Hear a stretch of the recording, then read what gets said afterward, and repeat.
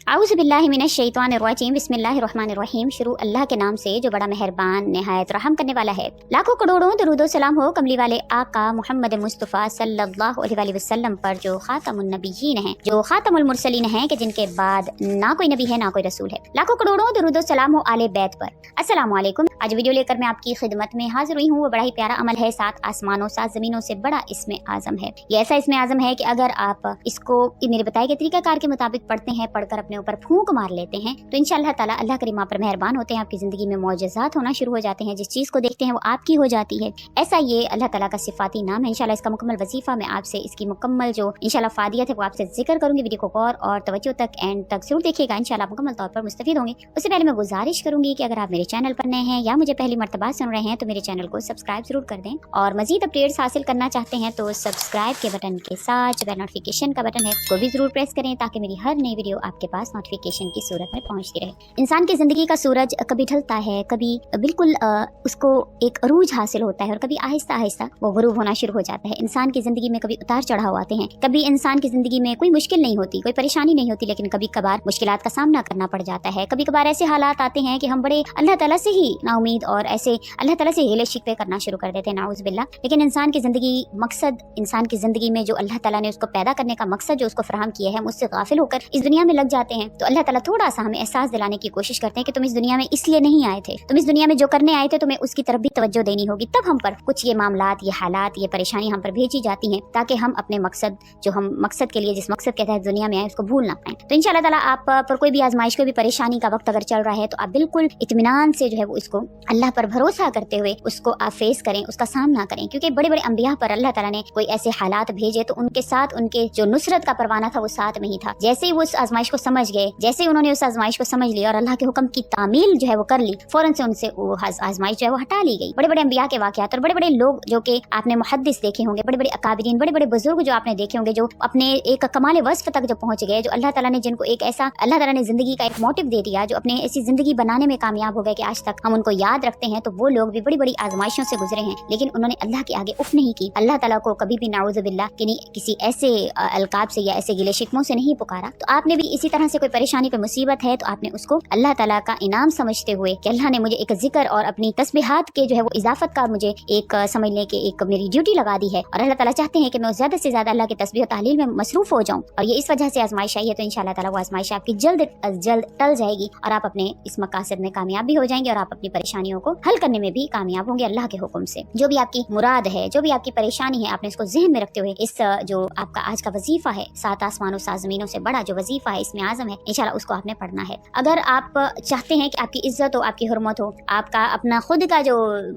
आपका खुद का जो लेवल है वो अल्लाह ताला उसको कायम और दायम रखे इंसानों के सामने, तो इंशाल्लाह वजीफा आपको बेहद फायदा जो है वो देगा। अगर आप चाहते हैं कि चढ़ते सूरज की तरह आपकी जो मुरादें हैं वो पूरी हों, आपका चढ़ते सूरज की तरह आपकी जो मुरादें वो बढ़ाएं, और आपका जो मुस्तकबिल है वो रोशन हो जाए सूरज की माने, तो इंशाअल्लाह ताला ये जो वजीफा है, ये जो इसमें आजम है, ये आपकी मुराद जो भी आप मांगेंगे अल्लाह ताला से, उसको हासिल करवाने में आपकी अल्लाह ताला के हाथ सिफारिश करेगा, मदद और आपकी इमदाद इसके जरिया से होगी। मालो मिल्क वाला आदमी अगर हुक्मरान या बड़ा ओहदेदार भी इसको पढ़ता है तो अल्लाह ताला इसके मालो मिल्क को कायम रखते हैं, और अगर ऐसा इंसान जो मुफलिसी का शिकार है, तंगदस्ती का शिकार है, वो करता है तो अल्लाह ताला उसको मालो मिल्क वाला बना देते हैं। अगर कोई इंसान इसको पढ़ने का मामूल बनाता है तो अल्लाह ताला उसको ऐसे लोगों के आगे उसको हाकिम बनाते हैं कि लोग उसके मुती और फरमा बरदार हो जाते हैं। ऐसे लोग जो सरकश और तकब्बुर वाले लोग हों वो भी उसके मुती और फरमा बरदार हो जाते हैं, अगर कोई शख्स इसको पढ़ने का मामूल बनाता है। जो शख्स भी इसको पढ़ेगा अल्लाह ताला उसको गनी फरमा देंगे, अल्लाह ताला सबसे बेपरवाह फरमा देंगे, क्योंकि ये अल्लाह ताला का जो नाम है सुब्बूहुन कुद्दूसुन रब्बुल मलाइकति वर्रूह, ये अल्लाह ताला का नाम कुद्दूस का मतलब निहायत पाक है। तो इंशाअल्लाह ताला ये अल्लाह ताला का बड़ा ही पावरफुल इसमें आजम है। अगर आप इसको मेरे बताए गए तरीकाकार के मुताबिक अगर आप पढ़ेंगे तो इंशाअल्लाह आपको इसकी फायदा जरूर हासिल होगा। अगर आप दुश्मन से बचने के लिए पढ़ते हैं तो इंशाअल्लाह आप दुश्मन से अल्लाह ताला आपको बचा लेंगे।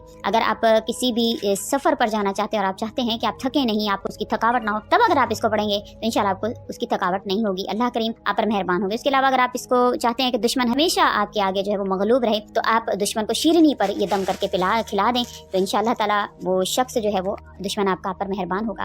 अल्लाह ताला इसके जरिए से आपके दिल को मुनव्वर फरमाएंगे, आपके रूहानी अमराज आपसे दूर हो जाएंगे। इंशाअल्लाह जिस मकसद के लिए आप पढ़ेंगे, आप इसको खलवत में इंशाअल्लाह आपका वो मकसद आपको हासिल हो गया, और अल्लाह ताला दुनिया में इसकी कुव्वत तासीर आपको जाहिर फरमा देंगे। ये ऐसा इसमें आजम है, मकसद तो हासिल होगा ही, इसकी कुव्वत जो इसकी ताकत है वो आपको अपनी आंखों से नजर आएगी, किस तरह से हर चीज आपकी बनती है और फरमा बरदार होती है। आप जिस चीज में, जिस काम में आप हाथ डालते हैं वो काम आपका کا ہونا شروع ہو جاتا ہے، اس میں کامیابیاں، نصرتیں آپ کو ملنی شروع ہو جاتی ہیں۔ یہ ایسا اسم اعظم ہے۔ اگر کوئی شخص اس کو کسی بیماری یا بلا جسم سے دور کرنا چاہتا ہے کہ میری یہ بیماری یہ بلا میری جسم سے دور ہو جائے، انشاءاللہ اس پر کرے گا تو اللہ کریم کے حکم سے وہ بیماری وہ بلا اس کے جسم سے ختم ہو جائے گی۔ آپ نے کرنا کیا ہے، آپ نے جب بھی آپ کسی وقت میں آپ باوضو حالت میں نماز کے بعد کرنا چاہیں تو نماز کے بعد کر لیں، نماز کے علاوہ اگر آپ کرنا چاہیں تو آپ نے باوضو حالت میں اس کو کرنا ہے۔ آپ نے قبلہ رو ہو کر بیٹھ جانا ہے اور قبلہ رو ہو کر آپ نے سجدے میں چلے جانا ہے۔ وضو ایسا وقت ہونا چاہیے جس میں سجدہ مکروہ نہ ہو۔ میں اپنی پہلی ویڈیوز میں آپ سے ذکر کر چکی ہوں کہ وہ اوقات کون سے ہیں۔ فجر کے بعد کسی بھی قسم کا سجدہ، خواہ سجدہ تلاوت ہو یا کسی بھی قسم کا سجدہ جائز نہیں ہے۔ آپ تسبیحات وغیرہ کر سکتے ہیں